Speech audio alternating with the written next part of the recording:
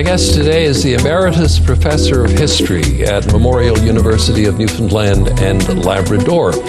In 2019, he completed a political biography of Newfoundland Prime Minister Sir Robert Bond. And it's my pleasure to welcome the author of this meticulously researched and fascinating biography to the program. He is Dr. James Hiller. Welcome, Jim. Thank you very much. To begin, tell us about Sir Robert Bond's parents. They were from England originally, and his father died in 1872 in St. John's, and his mother lived here for much, much longer. She only died in 1900, I think, and she was younger anyway by about 15 years. So anyway, he was of English ancestry, and he was always very proud of that, in that he always went back to the West Country every time that he went to England. And he would always go down to the ancestral village, which is called King's Kerswell, and he would often speak there. He was educated at Queen's College, Taunton, as it now is. It was called something else then, but it was a school for Methodists and others, really. So he was there. He was in business in St. John's, and he left when he passed. He left his children quite a bit of money, didn't he? Yes, he left about £1 million in today's. Wow. Well, I should say that it was $1 million in today's language, and it seems to have been sufficient to keep Robert and his brother in the manner to which they had been accustomed. But I think that there were 9 children, and only 2 of them survived, really, so as to live full adult lives. And that was Robert Bond and his elder brother George. But there was a fair amount of their property which was liquidated soon after his sort of death. But it's a question as to what actually happened to all the money, and that isn't really known. Right. Now, Robert Bond, Sir Robert, was partly educated in England. Yes, he was. But I got the impression from your book that he didn't really feel all that comfortable outside of Newfoundland, that he was felt very much at home in Newfoundland, and didn't really like being away that much. This is where he belonged, I think. And he put down roots, and he had strong roots here. And he was a bit of a Newfoundland nationalist as well. So he had great faith in the potential of the island. He didn't know much about Labrador at all, but he knew about the island, and he had great faith in that. And I would say that this is, yes, I would certainly agree that this is where he felt at home. That this is where he really belonged. He aspired to be a lawyer, I believe, originally. Yes, he did. He took his law exams and failed. Well, not exactly. Not exactly? No, because he never took his law exams. Oh, I see.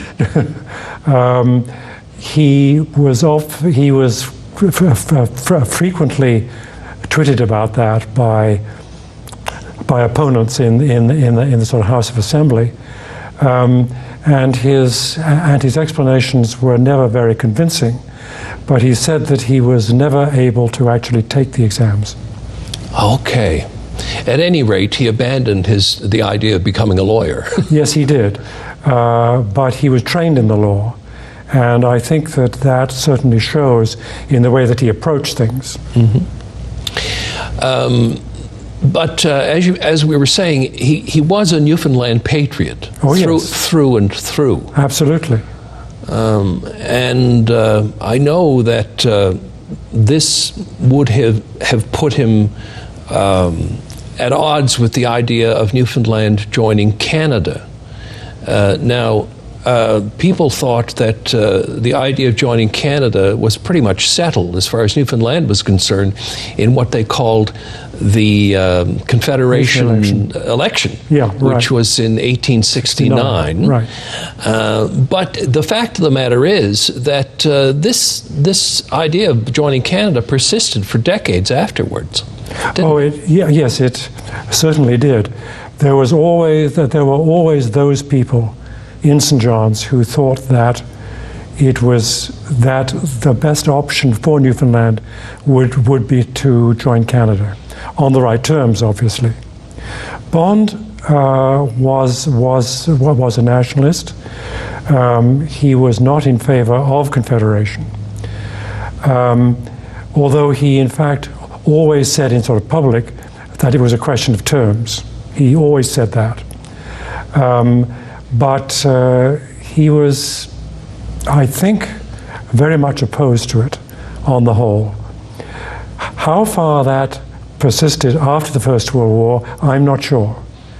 Because I do have the distinct impression that he changed a bit in the 1920s, that he became more sort of pessimistic, that he became more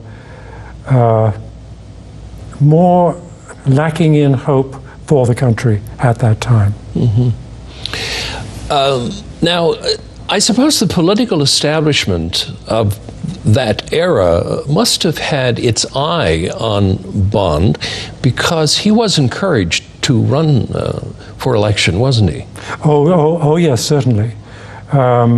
He was a protege of Sir William Whiteway, really. Whiteway was very much in sort of favor at that time, which in the late 70s, early 1880s.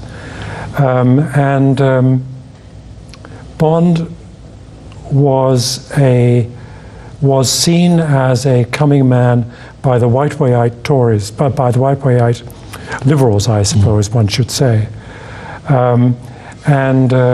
He was seen as a coming man, and I think that it was Whiteway who almost certainly saw that he was appointed Speaker, which was in 1883 or 4, sometime around that time anyway.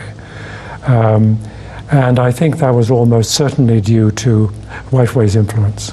And that was his first significant role in government, wasn't it? Oh, sure, yes, it absolutely was. But he was only Speaker for about a year. And he was then back in the rough and tumble of local politics, really. Speaking of the rough and tumble of local politics, there's an interesting person who crops up in the book. His name is Alfred B Morse. Oh, right. Now, I was fascinated by him because he wasn't a Newfoundlander. He came here from Nova Scotia. Yes, that's right. And managed to get himself elected to the Newfoundland House of Assembly. But in many respects, I think he was kind of a spy for Canada, or somebody who at least was keeping an eye on things here for the Canadian government, and he was also somebody who was pushing at every opportunity the Newfoundland politicians towards the idea of Newfoundland joining Canada. Well, he certainly was that. I mean, he was a pro-Confederate. He was highly intelligent. He was also fairly devious, I think, and he was a bit of a plotter. And I think that he was able to be elected time and time again in Buena Vista Bay, but where he put down strong roots. But he was not very popular outside of there, actually. And he was often seen as a very divisive figure, partly because he was a Confederate, and partly because he was in touch with the Canadian authorities. Well, exactly. Now, he was actually reporting to people in Ottawa about things that were happening here. Absolutely, absolutely. How long that went on, I'm not sure. I have a feeling that again in the First World War that started to decline. That his influence in sort of Ottawa was not as strong as it had been. But I think up to the First World War, he was probably quite an influential figure. Jim, I think most modern Newfoundlanders have a hard time coming to grips with the notion that there was ever religious sectarian strife in Newfoundland. But certainly in Bond's time, there were strong tensions between Protestants and Roman Catholics, and in fact, in Harbour Grace, I believe it was in 1883, there was an incident known as the Harbour Grace Affray. That's right. Where people were killed. Yes, that's absolutely right. And now, didn't Bond have something to do with kind of cooling things off after that event? Bond took a strong pro-Protestant line in the aftermath of the 1883 incident. But after that, he tended to always toe the line. That, in other words, he would always agree that each denomination ought to receive its fair share of patronage. Now, just getting back to Bond and his ideas, he really believed that Newfoundland needed to broaden its horizons, so to speak, and not focus totally on the fishery as a resource, but also to focus on things like forestry and mining, because he saw those industries as having the potential for putting Newfoundland on a very strong economic footing. Is that right? Yes, that is true. Bond was very much in favor of economic diversification. And in fact, that was a kind of a mantra since the 1830s. And it still is, of course. But there was also the feeling that some kind of diversification had to occur. And in sort of Bond's day, it was through this sort of railway, which was seen as the key to any kind of economic development on the island, that there was forestry, there was minerals, and that was the key, really. And also, although I should say that Bond was also keen on diversifying in the fisheries itself. He was extremely keen on sort of herring, for instance. That there should be more done with herring. That there should be a new sort of industry formed through sort of herring catching. But it never really caught on. You wrote in the book that you felt that he perhaps overestimated the potential for resources being the great answer to our economic problems. Well, I think that he did. I think that he overestimated the number of mines that were here and the amount of sort of forestry. And I think that was the major thing. He was extremely keen on sort of mining. And there was one scheme that he had when he was Premier, which was to have a smelter on Bell Island, where they would bring all the sort of minerals, and there'd be a vast kind of a smelter on sort of Bell Island, where all this would be sort of melted down. That never occurred, of course, and never really happened. Right. Now the railway, his dream for the railway was to have it go from St. John's and deep into the inland areas of the island and end up in Port aux Basques. This was to see the interior, the inland areas of Newfoundland built up and settled, wasn't it? That was his main goal. Right, but it was not his idea in the first instance. It was the idea of Sir William Whiteway, actually, and before him was Ambrose Shea, who was also very much pro building a railway.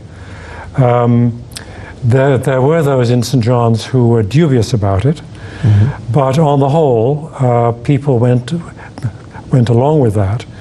Bond was certainly a true believer in sort of building the railway, and he saw it as a way to bring Newfoundland up to the level of the other self-governing colonies, and he was extremely keen on that, actually. I should say also that Port aux Basques was chosen as the sort of terminus rather than, say, St. George's, because it was off the French shore. Oh, I see, yes. And so that's why it was chosen, because it was not on the French shore. And so there could be no dispute about it.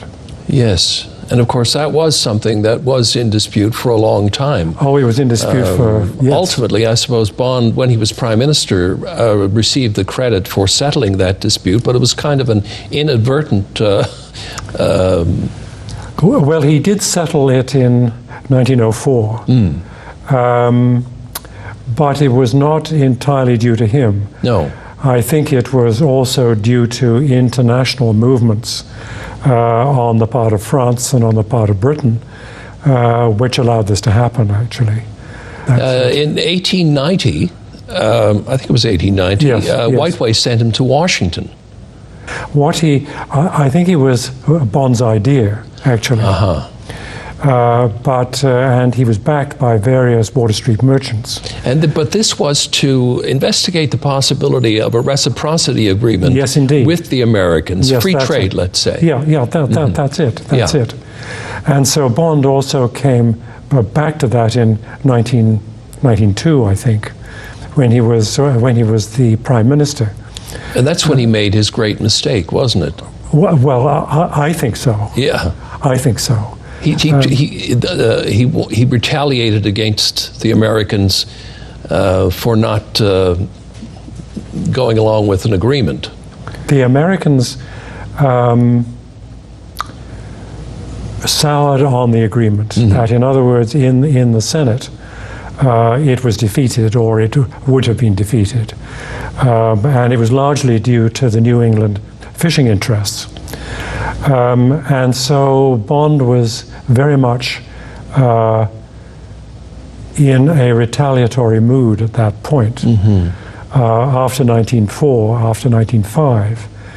And of course the sort of British were quite appalled, because at that point the sort of British were in the mood for a rapprochement with the United States. In other words, they wanted to not anger the United States at all, but to make concessions to the United States. So they weren't happy when one of their colonies began to be very uppity and to claim the right to retaliate against the United States, which the sort of British stamped on very, very firmly indeed. Well, really, they were, Bond and Whiteway, let's say, they were going way outside their remit, weren't they? I mean, in getting themselves involved in external affairs, which was really Britain's area. Well, I suppose so, yes. I think that it was unfortunate that there was no clear statement of the boundaries of what a colony could actually do. and that there was no statement of sort of fact about that. But nonetheless, it was said in the House of Lords in 1891, I think, that Bond had gone under very clear guidelines, that Bond knew what he was doing, and that he was not allowed to go beyond that. And he didn't when he was there. It was only when he went back a second time and a third time that he began to exert himself and to push the boundaries, as you said. I want to go back, while there's time, I want to go back to 1884 and the bank crash. Right. Because this is really where I believe Bond developed, well, the Bond legend of being a statesman. Absolutely true. That's where it was born. The banks crashed, and he was the one who came to the rescue, I guess, or he was the one who found the solution. That was in 1894, in fact, was the... Oh, okay, sorry. Was the bank crash. Right. But Bond, in 1895, first of all tried to negotiate a confederation with Canada. Mm-hmm. That failed. And he then, as a last ditch, went to the mainland to try to raise funds and to raise a loan, which he managed to do. Mm-hmm. I think, though, with the help of R.G. Reid, I'm almost sure that R.G. Reid, who was being paid in bonds of the colony, would have had a vested interest in trying to ensure that Bond succeeded. Anyway, Bond also gave his personal guarantee for a loan to the savings bank. Now, it was a fairly short-term loan, and it was not a huge risk, but nonetheless, I think that the fact that he had put up his own capital for this was something that was very much to his credit and was seen to be to his credit, mm-hmm. and for which he received a huge amount of praise. Yes, he certainly did. I mean, well... Yeah. Sure, absolutely. To this day. Yes, indeed. This is talked about, right. The great sacrifice that Sir Robert Bond made for his country. But it was a short-term loan, as I say. Yeah. You mentioned R.G. Reid.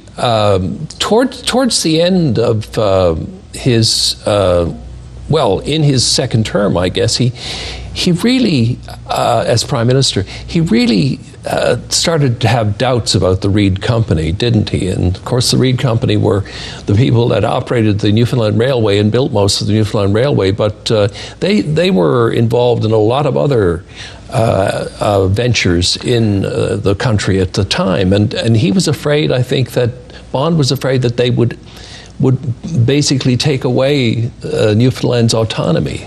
Bond feared that Newfoundland might become a company colony. Right. And so he tried to curb the Reids insofar as he could, because they had these sort of petty harbour power plant, they had a large amount of land, they had the railway, they had all of these things, they had coastal shipping. And so he was very much in favor of making the Reids toe the line. And that is something which the Reids very much resented, of course. Now, where he did this most obviously was in central Newfoundland and the Grand Falls deal, when he curbed the Reids, and he in fact ensured that the Reids would be kept out of that area, and it would go to the Harmsworths, mm-hmm. and that they would do any kind of forestry development that was on. Well, Jim, look, it's been absolutely fascinating. Okay. And here is the book, Robert Bond, A Political Biography by Dr. James Hiller. I highly recommend it. It's a fabulous read. And I want to thank you for being on the program today. Okay, good. Thank you very much. Thank you for joining us on this edition of Karl Wells Point to Point, and we'll see you again next time.